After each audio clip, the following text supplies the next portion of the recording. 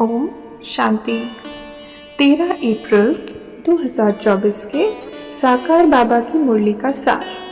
बाबा कहे, मीठे बच्चे, बाबा 21 जन्म के लिए तुम्हारी दिल ऐसी बहला देते हैं जो तुम्हें दिल बहलाने के लिए मेले मलाखड़े आदि में जाने की दरकार नहीं। मीठे बच्चे, बाबा 21 जन्म के लिए तुम्हारी दिल ऐसी बहला देते हैं जो तुम्हें दिल बहलाने के लिए मेले मलाखड़े आदि में जाने की दरकार नहीं। प्रश्न है, जो बच्चे अभी बाप के मददगार बनते हैं उनके लिए कौन सी गारंटी है?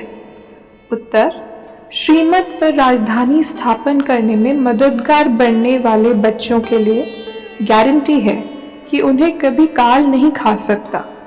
सत्य की राजधानी में कभी अकाली मृत्यु नहीं हो सकती है।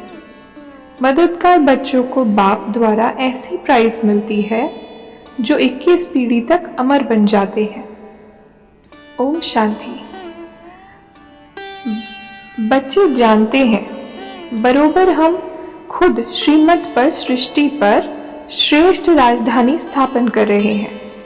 जितनी जितनी जो मेहनत करते हैं उतनी उतनी बाप से प्राइज मिलती है। तुम बाप की श्रीमत पर अपनी राजधानी स्थापन कर रहे हो, सो भी 21 जन्म 21 पीढ़ी के लिए गारंटी है। वहां बचपन व जवानी में काल खाता नहीं। तुम तो विश्व के मालिक बनते हो, तुम्हारे से कोई भेंट कर नहीं सकता। बाप कहते हैं काम महाशत्रु है। सृष्टि की बहुत वृद्धि हो चुकी है, अब पवित्र बनो। अभी तो कितनी धूमधाम है, मेले मलाखड़े बहुत लगते हैं जो मनुष्य जाकर दिल को बहलाए। तुम्हारा दिल तो बाप आकर बहलाते हैं 21 जन्मों के लिए, जो तुम सदैव बहलते रहते हो। तुमको कभी मेले आदि में जाने का ख्याल भी नहीं आएगा। कहाँ भी मनुष्य जाते हैं सुख के लिए, तुमको कहाँ पहाड़ों पर जाने की दरकार नहीं। बाप नहीं कहते हैं कि मेरे साथ तुमको रहना है, तुमको घर बार भी संभालना है।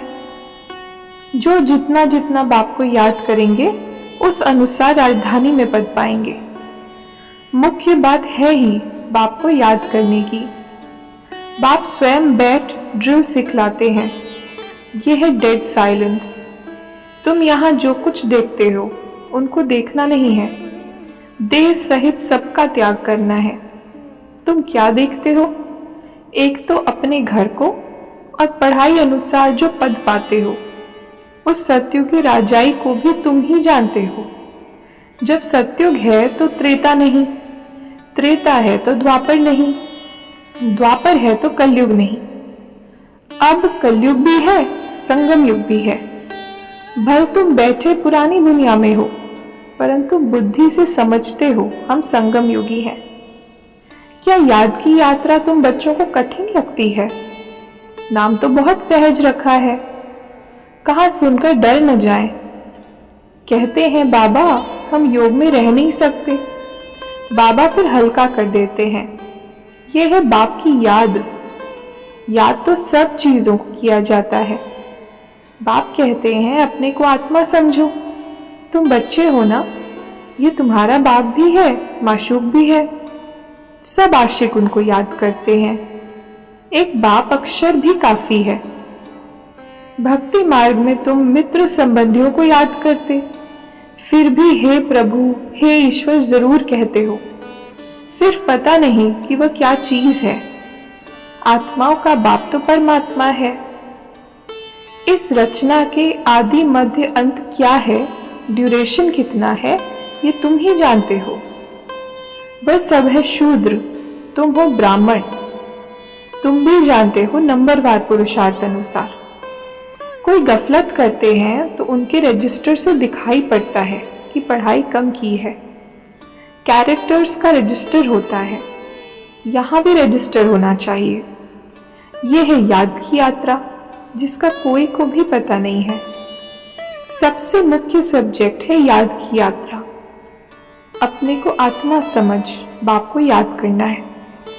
आज का वरदान, सदा सर्व प्राप्तियों से भरपूर रहने वाले हर्षित मुख हर्षित चित्त भव। विस्तार। जब भी कोई देवी या देवता की मूर्ति बनाते हैं तो उसमें चेहरा सदा हर्षित दिखाते हैं, तो आपके इस समय के हर्षित मुख रहने का यादगार चित्रों में भी दिखाते हैं। हर्षित मुख अर्थात सदा सर्व प्राप्तियों से भरपूर। जो भरपूर होता है वही हर्षित रह सकता है। अगर कोई भी अप्राप्ति होगी तो हर्षित नहीं रहेंगे। कोई कितना भी हर्षित रहने की कोशिश करे, बाहर से हंसेंगे लेकिन दिल से नहीं। आप तो दिल से मुस्कुराते हो क्योंकि सर्व प्राप्तियों से भरपूर हर्षित चित्त हैं।